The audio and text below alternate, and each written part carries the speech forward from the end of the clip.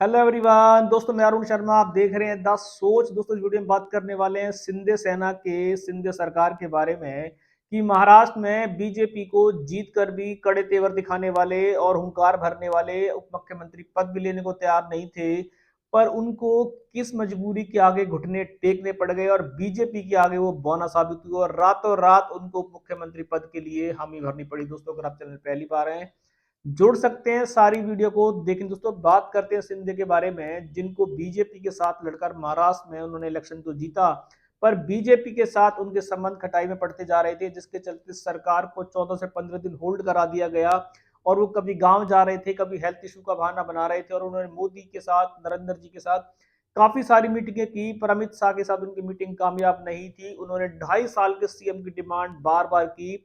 उन्होंने अपनी शर्त रखी कि अगर उनको वित्त मंत्रालय, गृह मंत्रालय नहीं मिलेगा तो वो 2.5 साल का सीएम मांगेंगे, पर अमित शाह ने दो टूक मना कर दिया, जिसके चलते उन्होंने तेवर दिखाने शुरू कर दिए। पर अब उनको घुटनों के बल आना पड़ा है।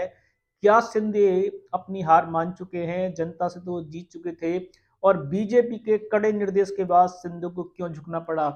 क्या शिंदे उप मुख्यमंत्री पद लेके अपनी हार कबूल कर चुके हैं और जैसा बीजेपी चाहेगी क्या वो ऐसा काम करेंगे?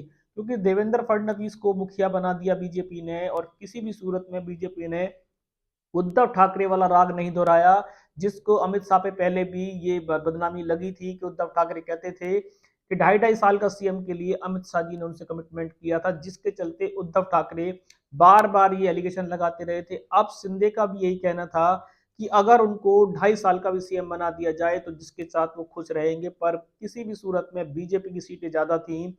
बीजेपी ने उनके इस निर्णय को ठुकरा दिया, जिसके चलते शिंदे बिदक गए और उन्होंने काफी दिन तक महाराष्ट्र में बीजेपी को उलझा के रखा, और उस पर अजित पवार ने उनका साथ छोड़ बीजेपी में डुगडुगी बजाई, जिसके चलते शिंदे को नीचे आना पड़ा।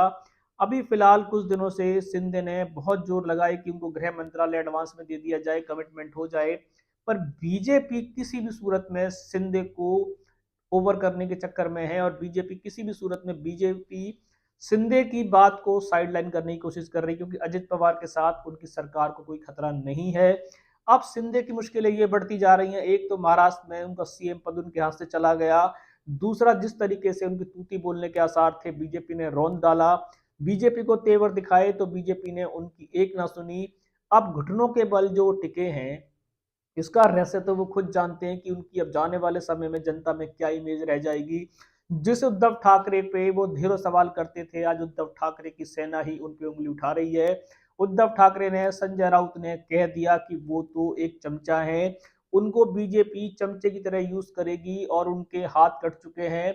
वो नाम मात्र के भी सीएम नहीं बनेंगे। अगर वो शिंदे के साथ, अगर उद्धव ठाकरे के साथ रहते तो उनको मान सम्मान मिलता।